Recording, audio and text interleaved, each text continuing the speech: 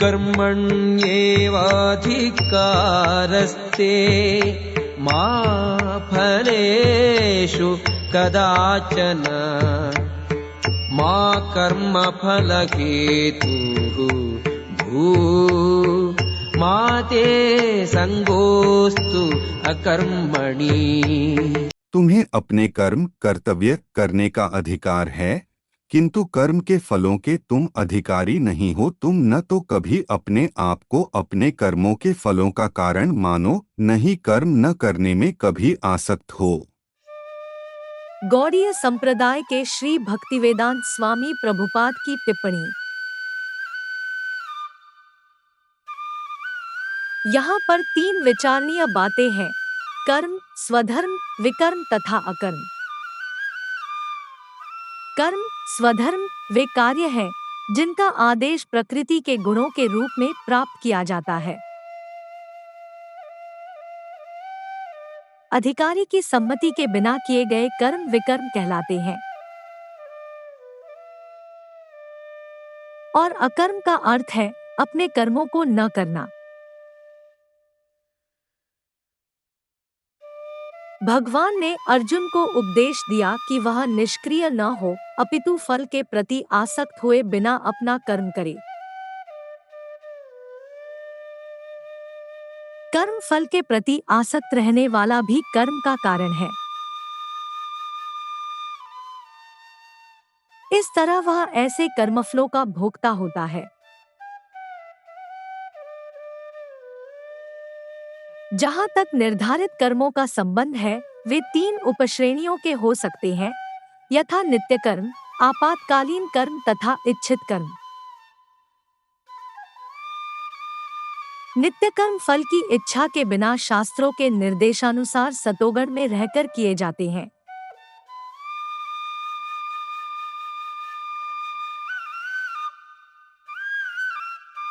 फल युक्त कर्म बंधन के कारण बनते हैं, अतः ऐसे कर्म अशुभ हैं।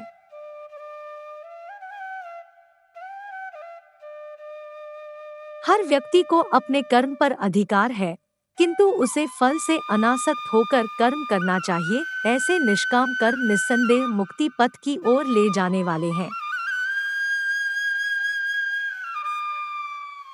अतएव भगवान ने अर्जुन को फलासक्ति रहित होकर कर्म, स्वधर्म के रूप में युद्ध करने की आज्ञा दी। उसका युद्धविमुख होना आसक्ति का दूसरा पहलू है। ऐसी आसक्ति से कभी मुक्ति पथ की प्राप्ति नहीं हो पाती। आसक्ति चाहे स्वीकारात्मक हो या निषेधात्मक, वह बंधन का कारण है, अकर्म पापमय है। तथा कर्तव्य के रूप में युद्ध करना ही अर्जुन के लिए मुक्ति का एकमात्र कल्याणकारी मार्ग था।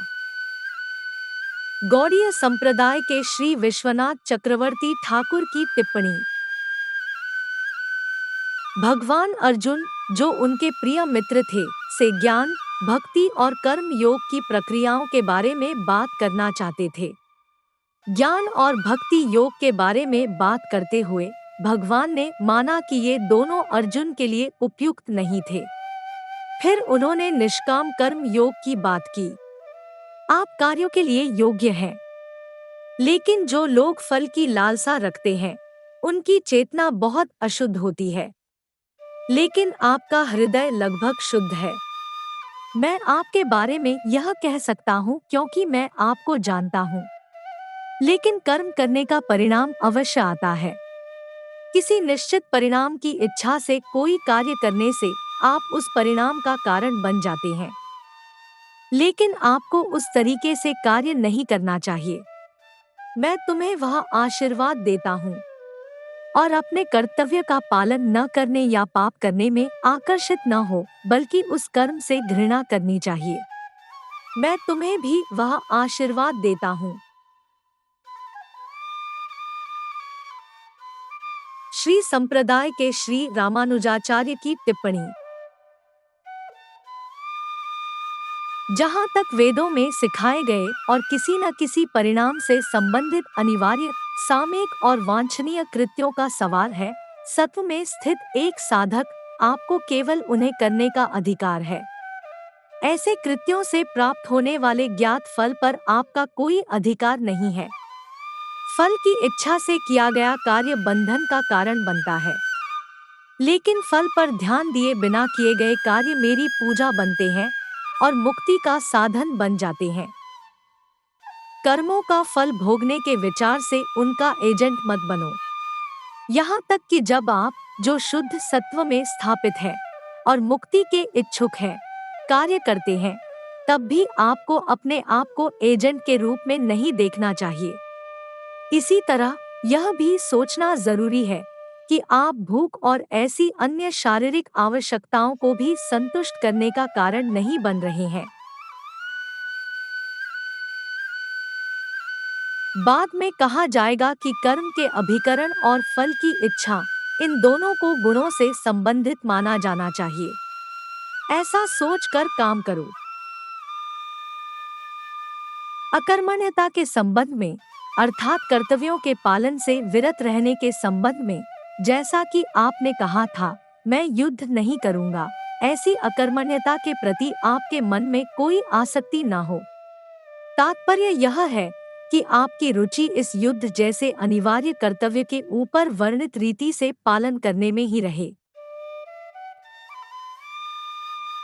रुद्र संप्रदाय के श्री श्रीधर स्वामी की टिप्पणी। यह माना जा सकता है कि चूंकि सभी कार्यों के परिणाम केवल सर्वोच्च भगवान की पूजा करने से प्राप्त होते हैं, तो उनकी भक्ति के अलावा किसी अन्य कार्य का क्या उपयोग है। इस निष्कर्ष का खंडन करने के लिए परम भगवान कहते हैं कि सभी जीवों को कर्म करने का अधिकार है, लेकिन किसी को भी परिणाम का दावा करने का अधिकार नहीं है। उच्चतम ज्ञान के आकांक्षी को यह जानना चाहिए कि अपने कार्यों के लिए पुरस्कार की लालसा या लालसा भौतिक अस्तित्व में बंधन का कारण है। लेकिन यह कहा जा सकता है कि सभी कार्यों का एक परिणाम होता है, जैसे खाने से भूख की इच्छा संतुष्ट होती है। इस प्रश्न का अनुमान लगाते हुए भगवान कहते हैं कि किसी को कर्मों के प्रत्याशित परिणामों को प्रेरणा का कारण नहीं बनने देना चाहिए। ऐसा व्यक्ति न बने जो सकाम इच्छाओं से नियंत्रित हो, क्योंकि स्वर्ग तभी प्राप्त होता है जब वांछित उस जीव से जुड़ा होता है जिसने इस तरह के अंत को प्राप्त करने के लिए शास्त्रों में अनुष्ठान किया है। यह देखा जा सकता है कि जो वांछित नहीं है वह नहीं होता है। दूसरी ओर, यद्यपि सकाम कर्म बंधनकारी है, फिर भी इस बंधन के भय से अकर्मण्यता में आसक्त न हो और न ही समर्पित हो। ब्रह्मा संप्रदाय के श्री माधवाचार्य की टिप्पणी।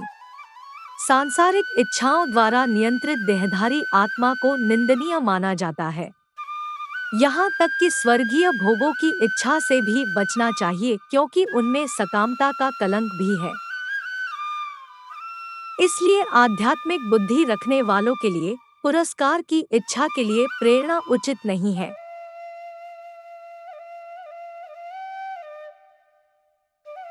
अर्जुन निश्चित रूप से आध्यात्मिक रूप से बुद्धिमान है और देवताओं के शासक इंद्र का पुत्र होने के नाते उसके पास निश्चित रूप से पर्याप्त अधिकारी या गुण है। केवल आने वाली पीढ़ियों के लिए अपने स्पष्ट निर्देश देने के उद्देश्य से ही परम भगवान कृष्ण ने उनका उपयोग सभी लोगों के कल्याण के लिए किया है।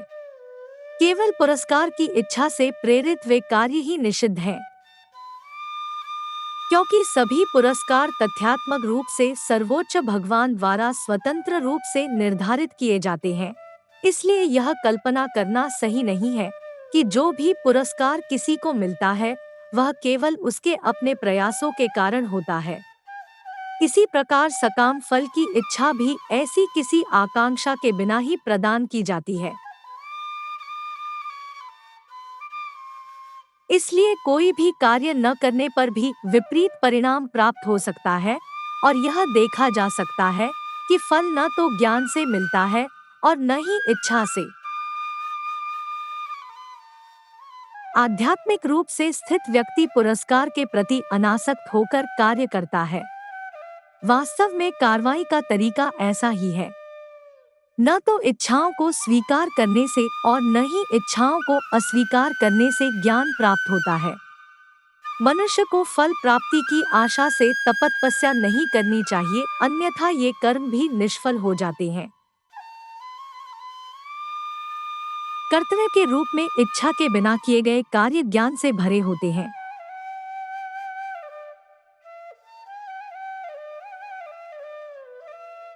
इसलिए बुद्धिमान लोग पुरस्कार की इच्छा से बंधे नहीं होते। यही कारण है कि परम भगवान कृष्ण माते शब्द कहते हैं, जिसका अर्थ कभी नहीं होता। कभी भी कर्मों के फल के प्रति आसक्त न रहें। जो भी इच्छाएं प्रकट होती है, वे परमेश्वर की इच्छा के अनुसार निर्धारित की जाती है।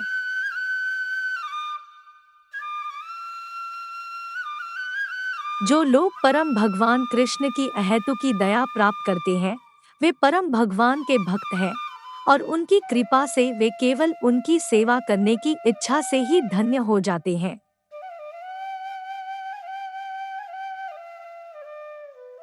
उन्हें भौतिक अस्तित्व से मुक्ति की भी कोई इच्छा नहीं है, अगर उसे भगवान से अलग करना हो।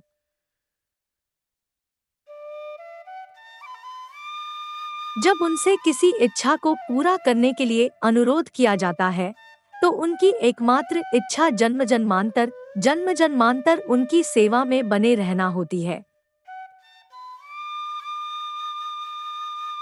यह देखा और महसूस किया गया है कि भक्ति में भगवान कृष्ण की सेवा करने की इच्छा रखने से उनके प्रति प्रेम स्वतः ही बढ़ जाता है।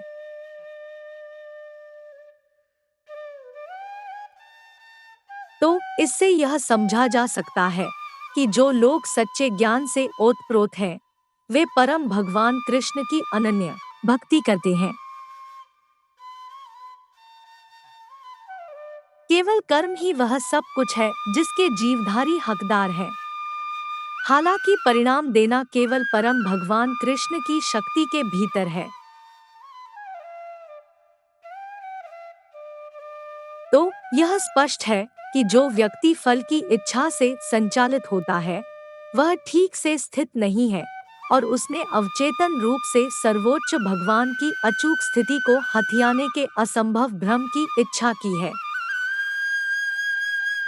किसी को यह समझना चाहिए कि यह विश्वास करना गलत है कि कोई व्यक्ति अपने भाग्य का अंतिम नियंत्रक है, क्योंकि सभी परिणाम अंततः सर्वोच्च भगवान द्वारा निर्धारित होते हैं।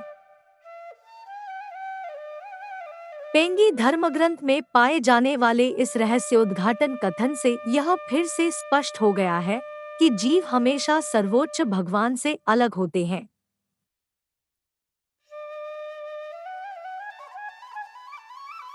कुमार संप्रदाय के श्री केशव कश्मीरी की टिप्पणी। प्रश्न उठ सकता है कि यदि भौतिक अस्तित्व से मुक्ति चाहने वाले को आध्यात्मिक ज्ञान में दृढ़ता प्राप्त करनी चाहिए तो कर्मों का क्या लाभ? इस पर भगवान कृष्ण निर्देश देते हैं कि हर किसी को अपने अस्तित्व को शुद्ध करने और आध्यात्मिक ज्ञान में आगे बढ़ने के लिए कर्म करने का अधिकार है।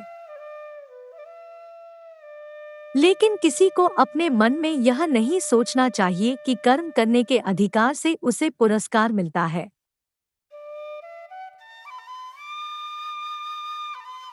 यह मानसिकता आध्यात्मिक उन्नति के लिए विनाशकारी है, क्योंकि तब व्यक्ति को कर्मों के प्रति लगाव हो जाएगा और फिर उसके बाद पुरस्कारों के प्रति। इसलिए भगवान कृष्ण इस बात पर जोर देते हैं कि कभी भी कर्मों के पुरस्कारों के प्रति आसक्त न रहें या यहाँ तक कि पुरस्कारों के बारे में भी न सोचें, क्योंकि यह आसक्ति भौतिक अस्तित्व में बंद रहेगी। जो जीव फल के बारे में सोचे बिना कर्म करता है, उसमें कभी भी उस व्यक्ति की तरह विखंडन और अनिश्चित स्वभाव विकसित नहीं होगा, जिसकी मानसिकता अपने कर्मों के फल से जुड़ी हुई है। यह भी समझना जरूरी है कि ऐसा नहीं है कि जो व्यक्ति फल की आसक्ति के बिना कर्म कर रहा है, उसे उसका फल नहीं मिलेगा।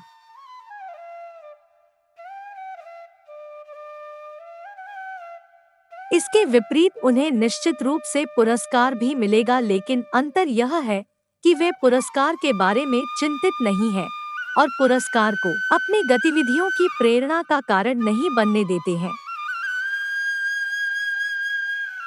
हमें अपने सभी कार्य फल की इच्छा से प्रेरित हुए बिना ही करने चाहिए।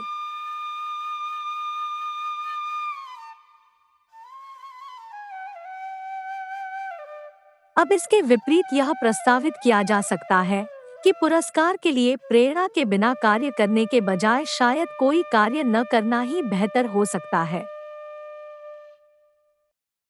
इस पर भगवान श्री कृष्ण का निर्देश है कि व्यक्ति को अपने निर्धारित कार्य न करने के साथ साथ अकर्मण्यता में भी आसक्त नहीं होना चाहिए। हमें अपने अहंकार को अपने ऊपर हावी नहीं होने देना चाहिए कि हमें निष्क्रिय रहना चाहिए, क्योंकि तब हम प्रतिदिन अपने प्राकृतिक कर्तव्यों और विशेष परिस्थितियों में कर्तव्यों का पालन करने में गैर प्रतिबद्धता का पाप करते हैं और इस प्रकार वैदिक ग्रंथों में घोषित अनुसार जिम्मेदार नहीं होते हैं। आध्यात्मिक उन्नति के इच्छुक व्यक्ति को कभी भी निषिद्ध कार्य नहीं करने चाहिए और तुच्छ कार्य करने से बचना चाहिए, बल्कि जिम्मेदारी की समझ के साथ अपने अनिवार्य कार्य प्रतिदिन और कभी कभार करने चाहिए। अद्वैत संप्रदाय के श्री आदि शंकराचार्य की टिप्पणी। आपका अधिकार केवल कर्म के लिए है, ज्ञान में दृढ़ता के लिए नहीं। वहाँ भी जब आप कर्म में संलग्न होते हैं तो आप कभी भी यानी किसी भी स्थिति में नहीं होते। कर्म के फल का अधिकार तुम्हें कर्म के फल की लालसा न हो।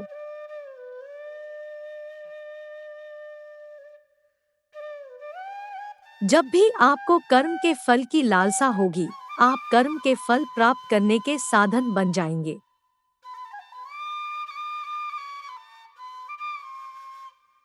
इस प्रकार कर्म के फल प्राप्त करने के साधन मत बनो।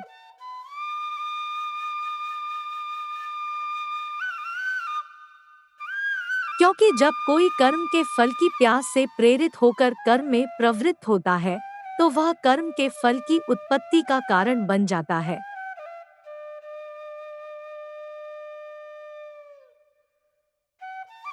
क्या आपको यह सोचकर निष्क्रियता की ओर झुकाव नहीं होगा? यदि काम के परिणाम वांछित नहीं है तो उस काम की क्या जरूरत है जिसमें दर्द शामिल है?